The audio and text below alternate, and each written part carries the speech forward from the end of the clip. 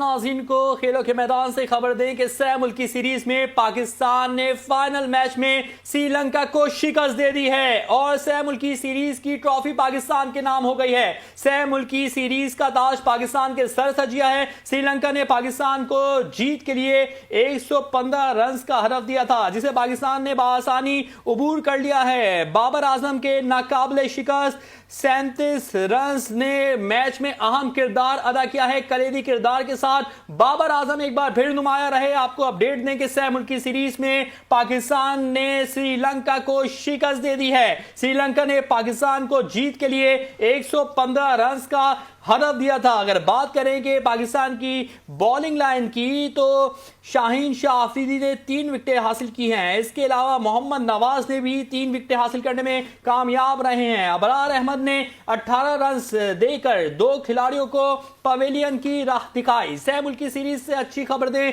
कि सह मुल्की सीरीज में पाकिस्तान ने श्रीलंका को शिकस्त दे दी है और श्रीलंका को पाकिस्तान के हाथों शिकस्त हो गई है और श्रीलंका ने पाकिस्तान को जीत के लिए 115 रन का हदफ दिया था, जो पाकिस्तान ने बआसानी काफी गेंदों-कबल हासिल कर लिया है और बाबर आजम की जिम्मेदाराना और कलीदी किरदार ने इस मैच की फतह में अहम किरदार अदा किया है। बाबर आजम ने 2 चौके और 1 छक्के की मदद से 37 रन बनाए। इससे कबल साइम अयूब ने भी अच्छी मुजाहमत की और 33 बॉलों पर 36 रन बनाए 6 चौकों की मदद से, और साहबजादा फरहान ने भी 22 बॉलों पर 23 रन की शानदार इनिंग्स खेली और मैच की जीत में कलीदी किरदार अहम अदा किया। सह मुल्की सीरीज में पाकिस्तान ने श्रीलंका को शिकस्त दे दी है। श्रीलंका ने पाकिस्तान को जीत के लिए 115 रन का हदफ दिया था।